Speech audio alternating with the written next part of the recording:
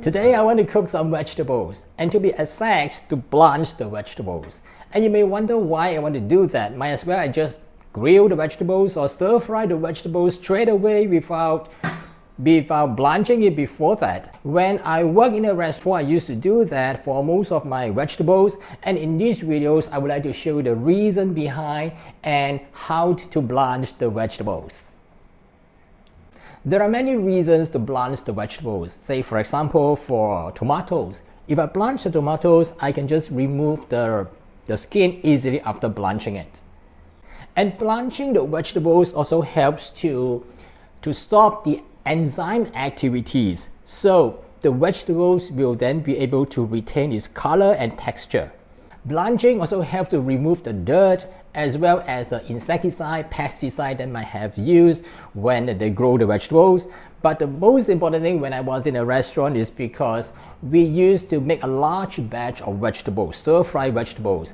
And by blanching it a day before, we then be able to stir-fry the vegetables on the next day in the shortest possible time.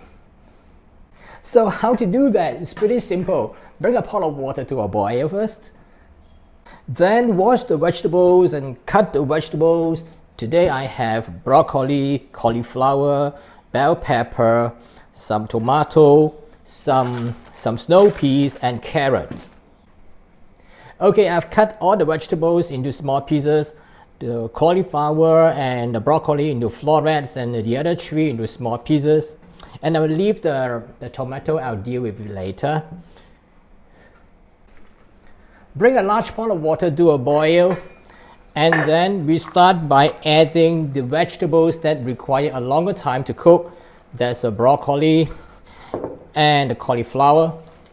Make sure you have enough water, that is very important. For the broccoli and the cauliflowers, it will take about 3.5 to 4 minutes to become crisp tender. And for the carrot, it takes slightly shorter time, about 2 to 3 minutes. So I'll wait for about 1 minute before I add the carrot so that all these vegetables will be ready at the same time.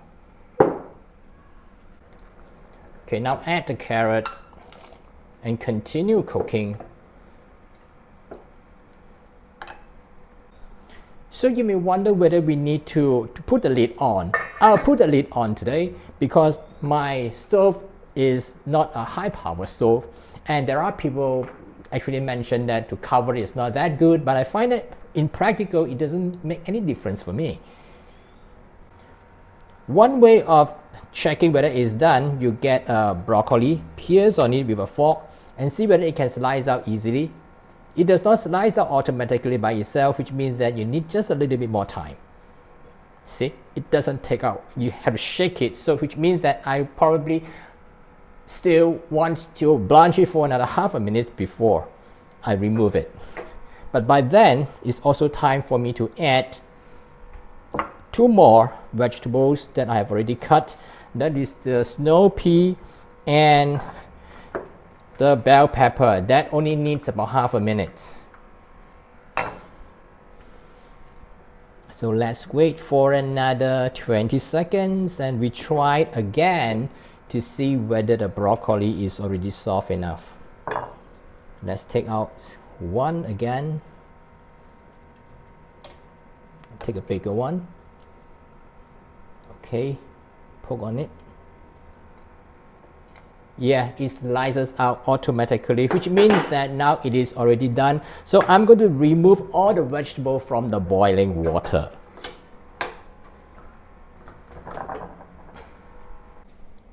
Okay, what I've done just now was I actually removed all the boiling water from the vegetable that I have already blanched by putting it into a colander, and then I put all the vegetable back to this pot, which is ice cold water.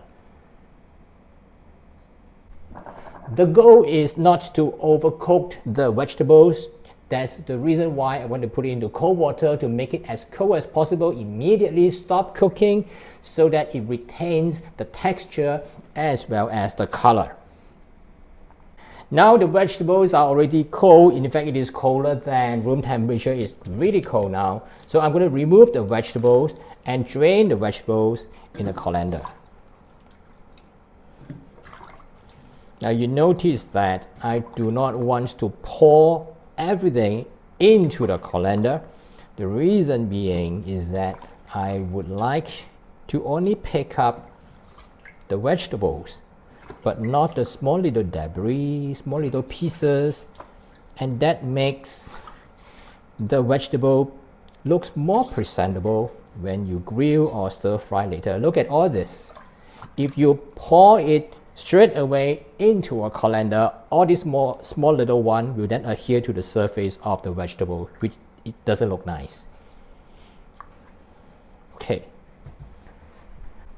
So now the blanched vegetables are ready. You can see that the texture is really nice. The color is really vibrant because the enzyme is already being deactivated, and the texture is also nice. It is not mushy, and we can keep it for overnight, even 2 days, 3 days in the refrigerator, and then we can cook it very quickly by stir frying or grilling it.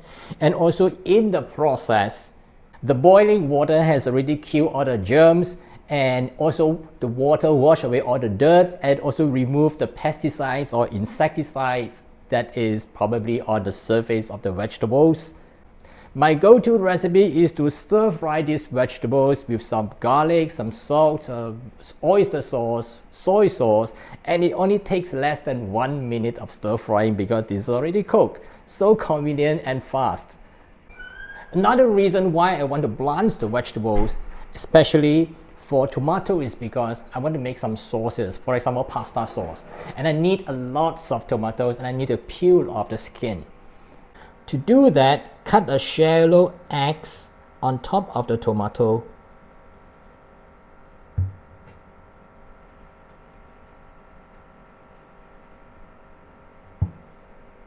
To do that, get ready a pot of boiling water, and then you plunge the tomato that has already cut with an X into it.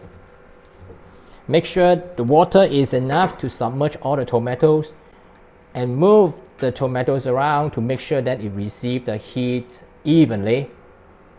And how long it takes, it always depends on how big the tomato it is, how ripe it is, and also whether you directly get it from the refrigerator while it is still cold.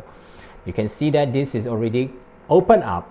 Once it is opened up, you can virtually remove it and put it into a pot of water. This one's not yet, so I'll just leave it as it is and wait for a little while.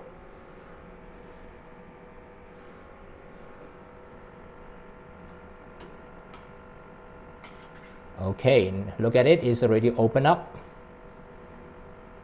So I'll also remove it from the boiling water. And then I plunge the tomatoes into some cold water because it's just too hot to handle. Alright, now it is not that hot anymore. Now I can pull off the skin easily by just doing that. Look at it, easy.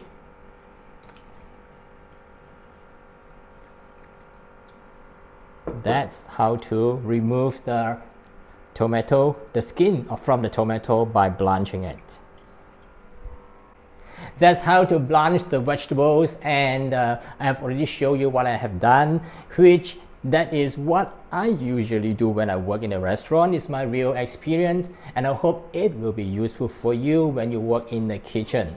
If you prefer to get a written instruction, I will add the link to my blog post in the description below these videos, and please subscribe, tap the notification, and give me a thumbs up, and I'll see you again in some other similar video soon. Bye for now.